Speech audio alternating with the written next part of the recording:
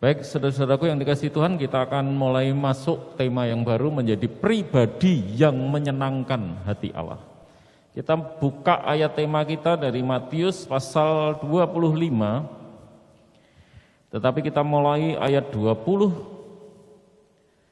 ayat 20, 21, disambung 25, 26, karena ceritanya panjang ya.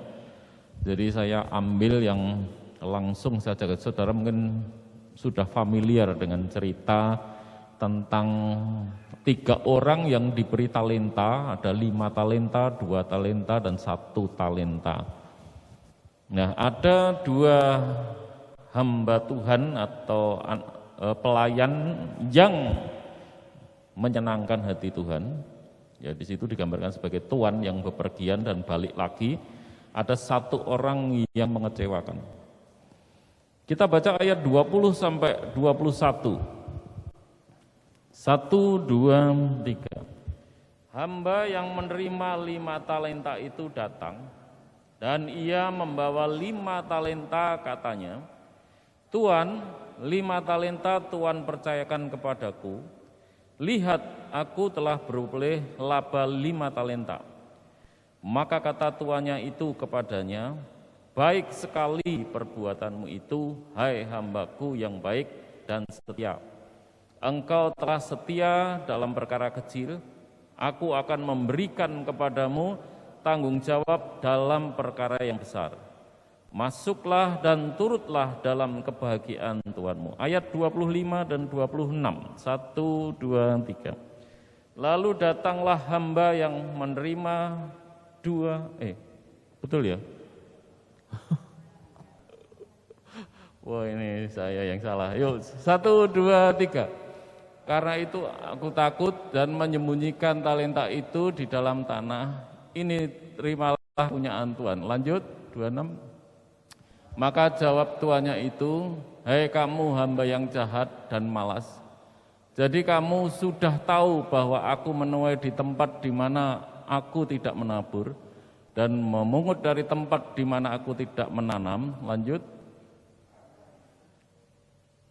Karena itu sudahlah seharusnya uangku itu kuberikan kepada orang yang menjalankan uang, supaya sekembaliku aku menerimanya serta dengan bunganya. Ya, nanti dilanjutkan sendiri di rumah. Baik, saudara-saudaraku yang dikasihi Tuhan, kalau kita melihat bayi yang montok, seneng ya pasti ya. Wah, lucu sekali, bayinya montok ya, gemes dan sebagainya. Tapi bagaimana kalau montoknya ini kebablasan sampai tua? Terus montok, terus gemuk. Ya untungnya kita melihat Pak Jokowi, presiden kita ini langsing terus ya. Wah, ini yang bagus. Makanya beliau itu menurut saya subjektif ya, penilaian saya presiden yang paling lincah sekali, gerakannya lincah sekali, kerjanya luar biasa sekali, karena memang badannya terus terjaga. Ya, itulah pentingnya supaya kita tidak gemuk ya, bisa langsing itu. Nah, yang biasanya yang gemuk-gemuk menghibur diri, tabung gas melon itu gendut, tapi di jari banyak orang. Ya, tapi tabung melon itu isinya gas. Kalau kita isinya lemak, ya jadi beda ya. Jadi jangan disama-samakan. Nah, jadi saudaraku, kegemukan rohani, ya, kegemukan rohani dalam hal rohani, mungkin yang disebut kegemukan rohani itu orang yang mungkin berdoa pribadi terus, baca Alkitab terus. Ya, sampai gemuk sekali, berdoanya setiap banget, tetapi tidak menghasilkan buah apa-apa, cuma gemuk tok, tidak berguna bagi sesamanya. Ya, minggu yang lalu sudah saya khotbahkan waktu saya menantang panitia perancang yang baru. Ya, ini adalah kesempatan, sebetulnya tidak hanya panitia perancang ya, karena pelayanan di gereja itu ada pelayanan struktural, di mana saudara di dalam struktur kepengurusan gereja, Tetapi juga ada pelayanan-pelayanan di luar struktur. Ya. Saudara dapat bergerak sendiri, berdoa, Tuhan melihat. Walaupun saya tidak melihat, yang penting kan Tuhan melihat. Nah, yang penting saudara berbuah, dilihat Tuhan, saya dan saudara ini benar-benar berbuah. Ya, jangan sampai kita ini menjadi anggota gereja yang tadi ya merasa aku kerohaniannya bagus, doa-doaku tetap kok, ibadahku tetap, itu gemuk rohaninya, tapi tidak bergerak melakukan apa-apa, malas, ya malas. Ada ungkapan demikian saudara-saudara, keberuntungan jarang sekali mendatangi orang-orang yang malas dan orang yang miskin keahlian. Nah, kalau disebut keahlian itu mesti sudah banyak latihan. Kalau dalam pelayanan, dunia pelayanan apapun saudara-saudara, singer, WL, berkunjung, berdoa, kalau saya dan saudara kurang latihan, kurang terus-menerus praktek, ya tidak akan jadi ahli. Akan tetapi ya, keberuntungan itu akan menghampiri orang yang giat bekerja dan orang yang tidak mengenal lelah. Jadi saudara, menurut pepatah ini, ungkapan ini saudara, orang yang malas itu tidak beruntung, baik di dunia. Kalau di dalam nats yang kita baca tadi, juga di akhirat. Di hadapan Tuhan tidak akan beruntung. Karena Tuhan berkata, nyahlah engkau, hambaku yang malas. Ya. Tidak akan beruntung, saudara. Di dunia tidak beruntung, di akhirat tidak beruntung juga. Ya, selama Tuhan Yesus belum datang kedua kali, saudara-saudara, orang yang giat melayani maupun orang yang malas melayani kelihatannya tidak ada perbedaan. Semuanya kelihatan sama. Makanya minggu lalu saya sudah berkata, saudara jangan mengukur, ya itu subjektif menurut saudara. Ya. Menurut diri sendiri, menurut saya ini baik-baik saja, saya tetap beribadah kok. Ya mungkin di rumah atau di gereja, saya tetap beribadah. Tetapi saudara tidak bermakna, karena hukum yang terutama minggu lalu sudah saya sebut, yaitu kasihlah Tuhan Allahmu vertikal. Horizontalnya ini yang jangan dilupakan. Karena musim Covid ini banyak orang takut sehingga tidak melayani yang horizontal. Kasihlah Tuhan Allahmu dengan segenap hatimu, kasihlah sesamamu manusia. Kitab Galatia, terutama saudara-saudaramu seiman. Yang di depan mata kita dulu ini mana yang hilang? Ya, kalau Maret sampai Maret itu saudara-saudara itu setahun enggak ke gereja loh saudara, karena kita kena Covid Maret. Ya, terus ini sudah bulan Maret. Jadi kalau dari Maret sampai Maret tidak ke gereja itu sudah 1 tahun. Nah, padahal ADART kita itu kalau 1 tahun tidak ke gereja itu sudah kena cap, ya, dipertanyakan keanggotaannya. Nah itu, hanya masalahnya ini kasus khusus, ya kita mungkin bisa memahami ya kasus khusus pandemi yang semua orang mengalami. Tetapi ini juga pertanyaan saudara. Benar-benar kalau saya dan saudara karena pandemi itu tetap melakukan pelayanan biasa, saudara, hanya ketat. Ya, ini menggeh-menggeh makanya saya sudah dibekap ini ya. Ya, saudaraku yang dikasihi Tuhan, jadi orang yang melayani, giat melayani dan orang yang malas tidak terlihat beda. Makanya saudara jangan mengukur tidak terlihat ya Pak, sama saja. Jangan melihat di situ. Nanti perbedaan itu akan terlihat ketika Tuhan Yesus datang kedua kali. Baru akan terlihat perbedaannya. Siapa yang menyimpan bakat, kemampuan, waktu, uang yang digunakan, harusnya digunakan untuk Tuhan, tetapi tidak digunakan, nah itu nanti akan ada perbedaan. Bukan menurut kita, menurut Tuhan ukurannya. Hambaku yang malas dan jahat, atau hambaku yang baik dan setia, masuklah dalam kebahagiaan yang sudah disediakan. Ya. Orang yang malas nanti akan mengalami kerugian. Kerugian yang tidak ada habisnya. Nah, saudara, sebagian orang menutupi kemalasan mereka dengan banyak alasan. Ya, saya tidak punya waktu, saya tidak punya bakat. Saat ini waktunya tidak tepat karena pandemi dan seterusnya. Alasan itu bisa saudara cari. Tapi saudara lihat nanti Tuhan memperdulikan alasan kita enggak? Kan aku sudah bilang kalau kamu mau mengikut aku, pikulah salib. Minggu lalu sudah saya sampaikan, salib itu berarti alat untuk mengalami penderitaan dan kematian. Itu orang yang mau mengikut Yesus. Kalau saudara cuma, saya ketemu Pak Eko yang podo-podo kena COVID, ketularan saya aja saya takut. Tapi saya ngerti, yang penting itu kita ngerti ini tidak beres ini, ketakutan yang di mana ada roh itu tidak ada takutan. Ini sudah bukan iman lagi. Kita ngomong iman itu percuma, saudara. Kalau iman, Daud perang melawan Goliat. Aku maunya perang kalau Goliat sudah mati. Wah, baru setelah mati foto narsis ya, kepalanya Goliat diinjak. Menang. Percuma melawan Goliat sudah mati. Sudah tidak ada resiko. Daud itu hebat karena perang resikonya dia mati juga. Resiko itu namanya menghadapi resiko. Kalau sudah semakin besar resiko, itu semakin saudara menjadi orang hebat. Semakin saudara menghindari resiko, semakin tidak menjadi apa. Orang-orang yang pahlawan-pahlawan hebat itu mengalami resiko besar. Ya, saya sendiri kehilangan istri saya, sampai setiap hari kami dan anak-anak masih ingat terus ya, terus ingat. Tidak ada hari-hari tanpa tidak ingat.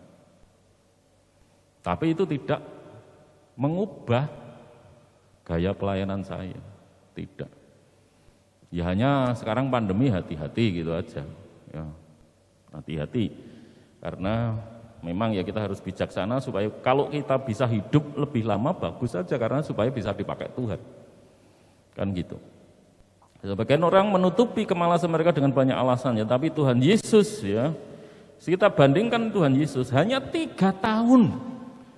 Tuhan Yesus itu pelayanan di bumi 3 tahun menurut para peneliti, kira-kira 3 tahun saja pelayanan. Tapi saudara, Yohanes di bagian akhir Injil tulisannya dia berkata, kalau kita harus menulis tentang Yesus, seluruh dunia ini tidak akan cukup untuk mendeskripsikan, menulis tentang apa yang dikatakan, apa yang dilakukan. 3 tahun. Pertanyaan saya dan saudara jadi orang Kristen sudah berapa puluh tahun. Apakah orang menulis pelayanan saudara itu sudah kewalahan? Atau terlalu sedikit catatan kita, apa yang kita lakukan untuk sesama kita, untuk pekerjaan Tuhan, untuk gereja Tuhan yang dikasihi Tuhan. Nah, saya punya ballpoint saudara yang selalu saya simpan di laci saya, tak eman-eman. Saya punya anak kecil, saudara tahu ya kalau punya anak kecil itu barang gembletak neng meja berapa hari hilang. Nah, ketika mau digunakan sudah tidak ada. Makanya saya punya ballpoint cadangan di laci saya, meja kerja saya. Nah, selama saya terus bisa mencari pulpen saya di meja itu bisa besok pindah ke dapur, saudara. Udah tahu ini anak-anakku bisa ke dapur, bisa ke kasur, bisa kemana-mana, beberapa pulpen yang saya keluarkan ya. Nah, jadi pulpen saya yang saya eman-eman itu sudah yang dikasih Tuhan. Suatu kali saya perlukan, sudah tak cari yang di luar sudah tidak ada semua. Saya buka, saya pakai. Dan ternyata garing tintanya. Jengkel juga saya. Ya dibuang lah. Buang ke sampah. Ya itu gambaran talenta, kemampuan, bakat. Kita ini gara-gara COVID sudah setahun, saudara sudah menyimpan setahun yang belum pernah ke gereja ya, belum pernah melayani, belum pernah kunjungan.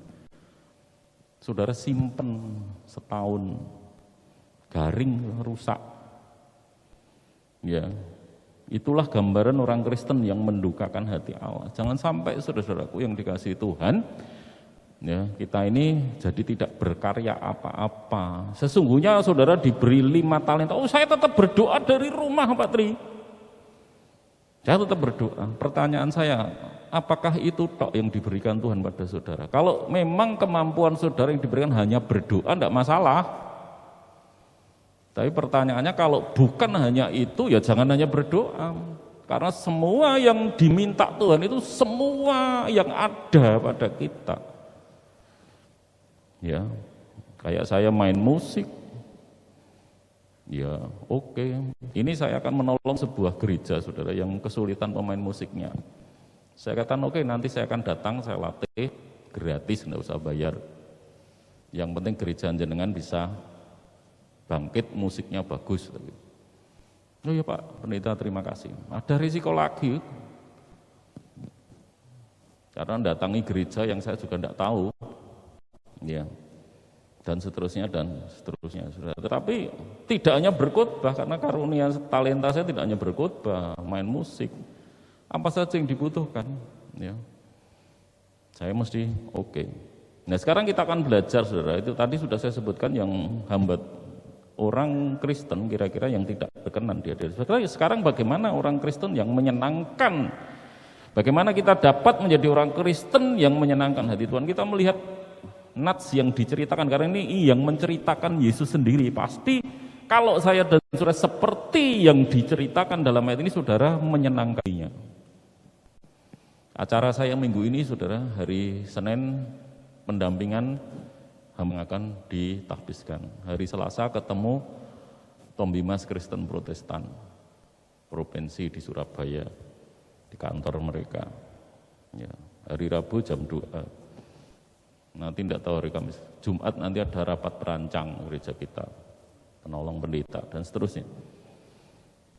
Giat itu terus menerus, sudah. Terus menerus, tetapi tetap jaga kondisi. Semakin ketat saya menjaga kondisi saya. Giat bekerja.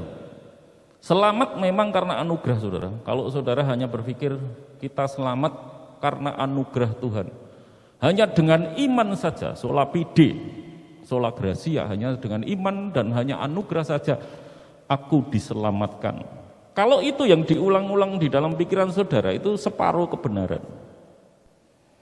Ya. Namun setelah kita memiliki iman, maka Tuhan menginginkan ini harus dilanjutkan. Selamat karena anugerah, ya. Selamat hanya karena iman, ya betul. Tapi iman yang benar adalah iman yang menggerakkan. Ya, seseorang untuk hidup bagi Tuhan, masalahnya itu. Jangan berhenti di dalam sola fide, sola gratia. Nanti ada soli deo gloria di sana. Segala kemuliaan bagi Tuhan. Bagaimana saya dan saudara memuliakan Tuhan? Ya, menggunakan seluruh bakat kita, kemampuan kita, waktu kita untuk Tuhan. Tidak ada orang Kristen yang setelah memiliki iman kemudian menunggu saja. Wis sing penting saya nanti masuk surga, baru kuwi ning omah, terus nanti mati masuk surga. Surganya fata morgana. Surganya mbahnya. Ya. Tidak ada seperti itu, kecuali saudara sudah stroke di rumah, ya tidak masalah ya. Tuhan tahu sudah memang tidak bisa berbuat apa-apa, tetapi selama saudara masih bisa bergerak hidup, ya jangan seperti orang stroke. Itu yang disebut hamba yang malas. Tony Lane, penulis buku Runtut Pijar, sudah menulis demikian. Ajaran Agustinus tentang kasih karunia, tetapi kalau itu berhenti sampai di situ, ya itu benar prasangka orang-orang yang tidak setuju. Itu akan menyebabkan orang Kristen yang bermalas-malasan. Ya. Orang Kristen yang bermalas-malasan. Iman itu, saudaraku, iman yang benar adalah iman yang nyata di dalam perbuatan. Kitab Yakobus, iman tanpa perbuatan adalah mati. Yakobus, Martin Luther, John Calvin, itu orang-orang yang menyatakan sola fide, sola gratia tadi, saudara. Tidak bertentangan loh, saudara. Martin Luther tidak pernah menyatakan saya tidak setuju kitab Yakobus. Iman itu harus nyata dalam perbuatan. Sproul menulis dalam buku Defending Your Faith, dia menulis demikian, saudara. Pada waktu abad ke-19, Luther mendeklarasikan bahwa pembenaran adalah karena iman dan hanya karena iman. Pertanyaannya yang langsung timbul adalah, iman seperti apa yang menyelamatkan? Kata-kata yang diatributkan pada Calvin dan Luther adalah pembenaran hanya oleh iman, tetapi bukan hanya iman saja. Sebetulnya capnya untuk Martin Luther dan Calvin yang dia menyerukan selamat karena iman dan anugerah, tidak hanya iman dan anugerah. Jenis iman yang menyelamatkan hanya bahasa Latin ya, suatu iman yang hidup, iman yang vital, suatu iman yang menghasilkan perbuatan sebagai buah dari iman. Perbuatan-perbuatan itu tidak diperhitungkan dalam pembenaran, tapi tanpa mengalirnya buah dari iman, maka sebenarnya sejak awal tidak ada iman yang benar. Nah, itu penjelasan komplitnya ungkapan Martin Luther dan John Calvin yang dikutip oleh Sproul di dalam buku Defending Your Faith. Di dalam pepatah Jawa, bener ketenger, becik ketitik Allah ketara, bener ketenger. Bener ketenger itu bahasa Indonesianya apa? Orang yang benar, iman yang benar, kalau kita aplikasikan ke iman ya, iman yang benar itu ditandai. Tetenger itu sebenarnya kayak tanda. Iman yang benar itu ditandai dengan perbuatan. Itu iman yang benar. Kalau iman tidak ada perbuatan, itu iman yang tidak benar. Nah, saudara pernah mendengar cerita anak-anak enggak ini? Ini cerita anak-anak. Ya. Harimau bertemu dengan singa, singanya terus mengaum-ngaumannya kan saudara kalau pernah dengar ya, wow, itu wow, itu di hati kita bisa gitu. Terus si harimau, kenapa sih kamu mengaum-ngaum gitu kayak orang gila? Loh, aku ini raja hutan. Raja hutan itu harus suaranya menggelegar, dan itulah cara saya menggertak seluruh penghuni hutan.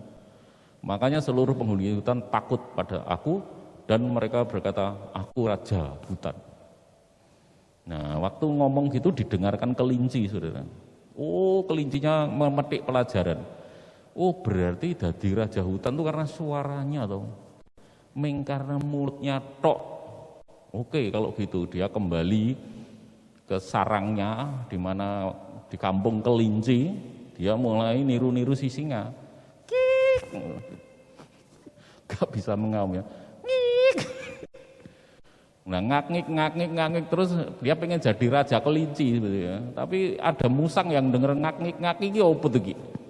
Nah, akhirnya pas musangnya melihat oh kelinci bagus ini pas lu ya, akhirnya siang itu si musang kenyang dapat makanan daging kelinci. Nah, saudara kita ini seringkali seperti kelinci itu ya, ngomong tok, ngak-ngik. Aku percaya, hatiku tetap pada Yesus. Walaupun aku tidak melayani, hatiku tetap kepada Yesus. Walaupun aku tidak ke gereja, hatiku tetap. Kuwi ngomong tok jenenge. Ya. Tidak cukup hanya kata-kata seperti itu. Aku percaya. Percaya itu apa? Tadi sudah saya dikutip Sproul di dalam buku Defending Your Faith tadi ya. Boland dan Neftrik menulis tentang iman supaya lebih tegas lagi. Tetapi percaya dan perbuatan bukan merupakan pertentangan. Jadi bukan merupakan pertentangan. Sebab kepercayaan bukanlah suatu pendapat atau teori. Percaya berarti hidup dalam kepercayaan itu. Percaya yang hidup menghasilkan perbuatan-perbuatan yang baik. Yakobus 2 ayat 14-26. Perbuatan yang baik bukan hanya amalan-amalan yang istimewa, tetapi adalah mengenai segenap tingkah laku kita dalam hidup kita sehari-hari. Malahan percaya itu adalah perbuatan yang menentukan. Nah, sebagai orang percaya itu artinya hidup di dalam kepercayaan. Nah, yang saudara percaya apa? Yang kita percayai apa? Kerjakan itu. Yang kita percayakan Yesus dan segala firman-Nya. Apa yang difirmankan? Ya, hiduplah di dalam segala perkataan, termasuk perintah kamu harus berbuah. Pohon anggur yang tidak berbuah, dia akan dibuang, dibakar. Garam yang tidak asin, dia akan dibuang dan diinjak-injak orang. Perkataannya tidak hanya yang percaya tok loh saudara. Ya. Yang kedua saudara, orang yang menggunakan talenta hingga jadi pertama tadi orang yang menyenangkan Tuhan itu seperti apa? Orang Kristen yang bekerja giat. Yang kedua adalah orang yang menggunakan talenta hingga hanya menggunakan talenta. Saya tetap menggunakan hingga berbuah-buah. Ya, kedua orang yang punya 5 talenta dan 2 talenta tadi dipuji oleh Tuhan. Sangat menyukakan hati Tuhan seperti tema gereja kita. Karena apa yang dipercayakan kepada di 4, yang 1 tetap, nah ini dikubur. Ya, kedua orang ini dipuji Tuhan. Itu Tuhan tersenyum ya. Baik sekali perbuatanmu itu, hai hambaku yang baik dan setia. Di Amerika menulis demikian, saudara. Selama Anda tidak, nah maksudnya sopo kita itu sampai saudara akan sadar sopo sih aku iki, sampai saudara melihat hasil karya saudara. Bisa enggak saudara menunjukkan hasil karya saudara? Maksudnya yang bukan, oh ini saya beli mobil, bukan itu, oh, nah itu urusan dunia. Untuk Tuhan apa yang sudah saudara lakukan? Untuk gereja Tuhan apa yang saudara lakukan? Ya. Untuk sesama saudara apa yang saudara lakukan? Ada enggak? Ya, yang sampai sekarang orang bisa melihat. Itu saudara, itu baru saudara nanti tahu. Lebah menghasilkan madu. Tawon yang kecil itu suka ngentup, itu sih ninggali madu saudara. Ayam sing kadang-kadang nelek di depan rumah saudara itu masih memberi telur dan daging. Lalu kita ini orang Kristen memberi apa? Ya, bagi Tuhan, bagi sesama. Nah, ini saya kutip dari pendeta David Sumarto waktu menasihati para gembala sidang. Kalau domba itu mana domba. Kalau gembala, mana gembala. Aku dadi ngoreksi, aku wis menghasilkan gembala urung. Menghasilkan gembala itu cuma gembili. Sudah saudara, ya jadi anaknya Pak Eko itu ketika kesaksian di STBI, Niko sekarang jadi gembala sidang di Gereja Baptis Klegen, Pak Bahtiar, Rina masuk saat ya dari gereja kita. Beberapa sudah masuk Antok, ya sudah masuk di sekolah tinggi teologi ya. Domba itu sebenarnya saudara beranak domba. Ya, ada enggak orang-orang yang saudara menangkan sudah di gereja walaupun mungkin tidak di gereja kita enggak masalah sebenarnya. Yang penting ada enggak domba itu manaknya domba. Ya, itu salah satu. Kemarin saya bercerita pada anak saya tentang pelayanan saya. Kamu bisa mengikuti. Ketua Sinode kemarin mengunjungi ke sini teman saya dengan seorang pendeta. Saya cerita pelayanan saya bisa dilacak, saudara. Pelayanan saya itu dulu di Selogoimo, di Sidoarjo. Apa yang saya kerjakan orang bisa cerita. Ya. Di Jakarta, di Tulungagung. Nah ini yang disebut saudaraku yang dikasihi Tuhan, lebah menghasilkan madu. Orang yang petok-petok tok. Petok-petok itu tuh enak ndoke. Ya. Nah, saudara, saya ini anak Tuhan. Lalu kalau kita berkata saya ini anak Tuhan, lalu anak Tuhan itu berbuat apa? Dalam buku God Abundant Life, Henry Scougal menulis demikian, saudara. Semeh rampung ini, terakhir. Henry Scougal menulis, perbuatan-perbuatan orang Kristen dihasilkan oleh kehidupan Allah di dalam jiwanya. Nah makanya tuntutan iman itu sesungguhnya harus menghasilkan buah karena apa? Benih Allah itu, Roh Kudus itu ada di dalam diri kita. Itu alasannya mengapa Allah menuntut orang punya iman itu mesti harus nyata, menghasilkan buah. Ya, di dalam jiwanya. Orang Kristen tidak melakukan sesuatu karena ia dipaksa oleh sesuatu yang berasal dari luar untuk melakukan hal itu. Bukan karena khotbah pagi ini. Khotbah ini tidak akan menggerakkan saudara kalau memang saya dan saudara tidak memiliki iman yang sejati. Pulang ya tetap podo aja. Karena tidak bisa ditakut-takuti neraka, tidak akan bisa. Karena yang mengerjakan sesungguhnya adalah Roh Tuhan yang ada di dalam diri saudara yang menggerakkan. Kalau memang punya Roh Kudus, maksudnya seperti itu. Orang Kristen tidak terdorong untuk hidup bagi Kristus karena ancaman-ancaman hukuman. Atau karena diiming-imingi janji-janji. Sebaliknya mereka memiliki kerinduan dari dalam batin mereka untuk melakukan hal yang baik dan mendapatkan sukacita dengan melakukannya. Saya baru baca buku ini tadi malam. Saya berjanji menolong gereja yang musisinya tidak punya sebelum membaca ini. Artinya apa? Bukan karena membaca ini. Dan saya berkata, tidak usah dibayar karena gerejanya memang bukan gereja kaya.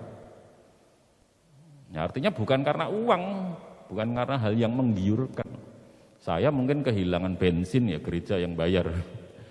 Kehilangan tenaga, kehilangan waktu. Tapi ini bukan masalah duit pelayanan ini.